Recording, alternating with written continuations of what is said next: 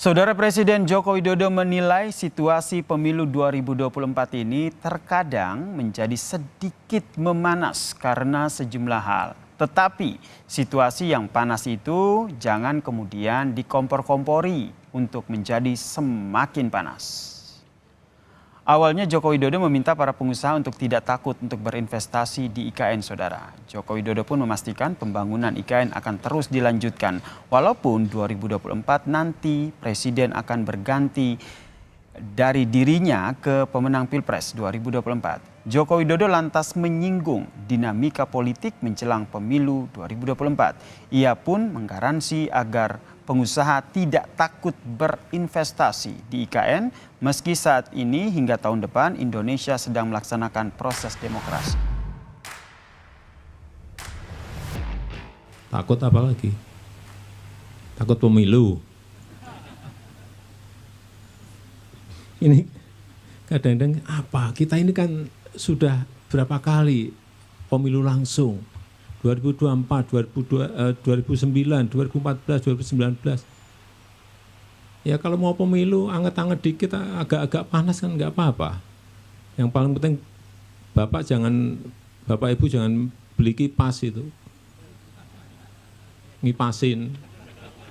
Atau ibu-ibu beli kompor manas-manasin.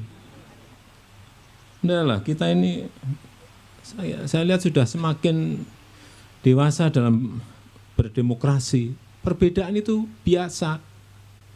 Beda pilihan biasa gitu loh.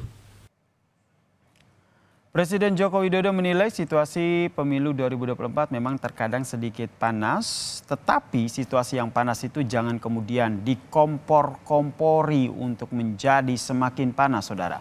Lalu apa makna dari ucapan Joko Widodo ini? Kita perbincangkan dengan Direktur Eksekutif Indikator Politik Indonesia, Burhanuddin Muhtadi yang telah bergabung bersama kami di Kompas Malam. Selamat malam, salam sehat Mas Burhan. Malam Yasir.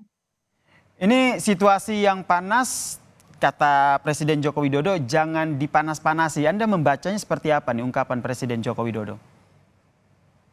Ya sepertinya memang satu ada masalah teknokratik yang tentu beliau ingin selesaikan, yaitu berkaitan dengan agenda dan PR IKN. Dan sejauh ini banyak sekali pengusaha, investor, baik dalam negeri atau luar negeri yang wait and see, karena menunggu hasil pemilu. Ya, karena bagaimanapun ada kekhawatiran dari kalangan pengusaha kalau misalnya yang menang itu bukan Prabowo Gibran, itu dikhawatirkan proyek IKN ini tidak ada kelanjutan. Sampai di situ dulu Mas Burhan, kenapa harus Prabowo Gibran? Nah sejauh ini Prabowo Gibran yang dianggap paling komit menarasikan keberlanjutan, dan jangan lupa ada Gibran di sana. Jadi ada banyak isu yang berseliweran. Kebetulan saya sering sekali diundang mengisi acara political outlook di kalangan business community. Itu ada kekhawatiran di kalangan mereka kalau misalnya yang menang Ganjar Mahfud, apalagi Anies Muhaimin, itu nasib IKN belum jelas. Nah, jadi itu kekhawatiran yang real, yang kemudian kira-kira Presiden Jokowi ingin mengadres isu tersebut agar para investor itu langsung menginvestasikan dana mereka. Sejauh ini kan investasi itu kebanyakan datang dari pemerintah, sementara dari kalangan non-pemerintah masih wait and see.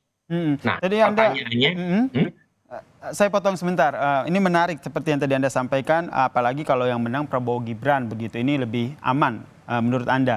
Kenapa kalau Ganjar, Pranowo dan juga Mahfud MD ini nih tidak? Nah, sejak Gibran dicalonkan sebagai cawapres Prabowo, itu PDI Perjuangan sebagai pengusung utama Ganjar Mahfud kan seperti ada jarak di situ. Jadi bahkan belakangan PDI Perjuangan lebih oposisi ketimbang partai oposisi. Jadi ada semacam kekhawatiran dari kalangan bisnis community, ini yang saya dengar langsung ya, karena saya mengisi acara besar di kalangan para investor, itu nggak sekali dua kali, sering sekali belakangan menjelang pemilu, ada kekhawatiran semacam politik balas dendam kalau misalnya Prabowo Gibran kalah, yang menang Ganjar Mahfud, itu banyak koreksi terkait dengan kebijakan Presiden Jokowi. Meskipun sudah diundang-undangkan IKN, tetapi kekhawatiran itu real. Nah, makanya sampai sekarang investasi non pemerintah atau swasta dari dalam maupun dari luar negeri itu banyak yang menunggu proses pemilu. Dan menurut saya pemilunya kemungkinan harus ditunggu sampai putaran kedua, yaitu bulan Juni. Karena Oke. per hari ini tidak ada yang menang satu putaran. Mhm, mhm. Nah, pada titik itu Presiden Jokowi ingin mengurangi kadar kekhawatiran itu. Cuma kemudian kan eh, masyarakat juga melihat bahwa Presiden Jokowi sekarang bagian dari persoalan yang membuat kecemasan itu bertambah kan? Mhm. Kenapa demikian? Karena ada Gibran. Jadi masuknya Gibran dalam gelanggang elektoral membuat ya semacam was-was di kalangan para pelaku ekonomi, pelaku usaha. Sebab bagaimanapun kan per hari ini kita juga belum tahu siapa yang unggul. Dan karena ada Mas Gibran yang maju sebagai cawapres Pak Prabowo, muncul isu-isu yang terkait dengan memanasnya hubungan antara Presiden Jokowi dengan partai pendukung utama pemerintah, yaitu Mhm. PD Perjuangan. Yang Ber kedua, mhm. isunya juga mulai awalnya kan saya termasuk orang yang senang ya, tidak muncul isu komunis, tidak muncul isu politik identitas, Mhm. tetapi kan bergeraknya pada isu terkait dengan netralitas aparat, terkait dengan isu kecurangan, gitu ya, terkait dengan isu pelemahan institusi demokrasi, sesuatu yang tidak kalah mengkhawatirkan dibanding isu politik identitas. Berarti Joko Widodo sendiri ini sadar betul bahwa ada gesekan di situasi pemilu ini sehingga kondisinya yang sudah panas, sehingga akhirnya memention ya, yang sudah panas ini jangan dipanas-panasi, apalagi setelah Dan putranya Gibran Rakabuming Raka ini menjadi bacawa pres Prabowo. jangan lupa ya Sir ya, Mhm. bahkan dibanding 2019, menurut saya kita patut lebih khawatir sekarang. Kenapa demikian? Kenapa?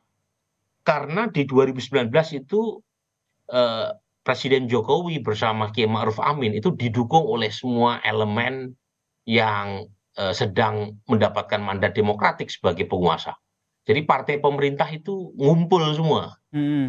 di belakang Presiden Jokowi. Nah, sekarang yang terjadi adalah lebih kompleks karena pertarungan bukan hanya melibatkan antara capres yang didukung oleh pemerintah dengan oposisi, katakanlah demikian ya, tetapi juga antar kekuatan pemerintah. Jadi bayangkan Anies Baswedan pun didukung oleh dua partai pemerintah, Nasdem dan PKB. Yang kedua, jangan lupa, PD Perjuangan mendukung Ganjar Mahfud. Mhm. Jadi sesama mereka yang punya instrumen dan akses terhadap kekuasaan, sekarang bertarung satu sama lain. Jadi menurut saya kekhawatiran Presiden itu masuk akal. Bahwa kita dalam situasi yang meningkat tensi politiknya dan sebaiknya situasi ini jangan ditambah panas. Karena tadi yang berebut kekuasaan sama-sama punya akses terhadap instrumen kekuasaan. Ini kan lebih berbahaya. Kalau dulu Pak Prabowo didukung oleh Partai Gerindra, Demokrat, Mhm. PKS, dan PAN yang tidak punya akses kekuasaan. Mhm. Sekarang yang bertarung sama-sama punya akses terhadap aparat, sama-sama punya akses terhadap instansi kekuasaan. Mhm. Dan kalau misalnya mereka tidak netral dan kemudian saling baku hantam sesama kontestan dan melibatkan akses dan kekuasaan, itu kan yang jadi korban kita semua. Mas Burhan, Bisa.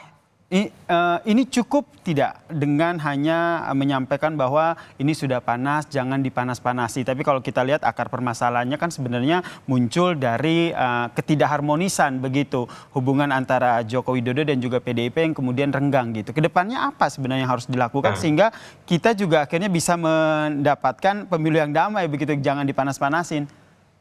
nah, itu bagus tuh ya pertanyaan Yasir. Jadi menurut saya dimulai dari Presiden Jokowi dan partai pendukung utamanya yaitu PD Perjuangan. Mm-mm. Jadi menurut saya perlu rekonsiliasi, cari solusi yang bersifat win-win antara kedua belah pihak ini. Yang terjadi sekarang kan justru PD Perjuangan yang melahirkan Presiden Jokowi yang sekarang tampil di garda paling depan gerakan tanda kutip ya oposisional. Mm-mm. Jadi meskipun masih dalam pemerintahan, siapa yang menggulirkan hak angket terkait dengan keputusan MK yang memang bermasalah itu? Ya dari PD Perjuangan. Jadi menurut saya perlu dimulai dari solusi antara Ibu Mega dan Presiden Jokowi. Itu Ini idealnya. dua-duanya Realitanya bakal kejadian nggak? ya, ya menurut saya Presiden Jokowi kan punya pengalaman panjang Mm-mm. mencari titik temu. Jadi menurut saya sebagai kan Presiden Jokowi mengaku sebagai putra atau anak Ibu Mega. Jadi kalau misalnya sekarang Presiden Jokowi dianggap tanda kutip ya crossing the limit karena memperbolehkan Gibran maju sebagai cawapres Pak Prabowo Mm. sebagai anak. Ini pengakuan Presiden Jokowi sendiri nih, ya, yang kadang nakal, ya ada baiknya juga, gitu ya. Presiden Jokowi sowan ke Ibu Mega, kemudian selesaikan secara dewasa antara Oke. kedua beliau. Menurut saya Ini, itu mm-mm. akan membantu ini menenteramkan atau menurunkan tensi politik yang panas. Oke, menenteramkan kondisi politik. Apakah ini juga ada kaitannya dengan PDIP yang hingga saat ini belum memperjelas status dari Gibran Rakabuming Raka di PDIP? Karena dari PDIP sendiri juga ingin menunggu begitu ada tabayun begitu dari Gibran dan juga Joko Widodo untuk berdamai ataupun ada rekonsiliasi seperti yang Anda sebutkan tadi. Singkat saja. Ya, sebenarnya itu isu yang tidak terlalu substansial ya. Dramanya aja yang terlalu diperpanjang. Menurut ibarat sinetron tersanjung ya. Jadi berepisode gitu ya. Sebaiknya sih akar utamanya bukan di situ. Akar utamanya adalah Ibu Mega dan Presiden Jokowi perlu ketemu, Oke, kemudian mencari titik temu yang bersifat win-win, yang sama-sama enak, baik. Mm-mm. zero sum game. Dan Oke, itu akan membantu setengah dari persoalan terkait dengan tensi politik yang sekarang terjadi. Oke, akar utamanya itu ya Presiden Joko Widodo dan juga Ibu Megawati sehingga tidak ada drama seperti yang Anda sebutkan tadi, drama tersanjung gitu sampai 6 Iya, babak sampai gitu ya. berjilid-jilid. Baik. Ini Terima tutup. kasih. Terima kasih Ya. Direktur Eksekutif Indikator Politik Indonesia, Mas Burhanuddin Muhtadi telah bergabung bersama kami di Kompas Malam. Salam sehat Mas Burhan.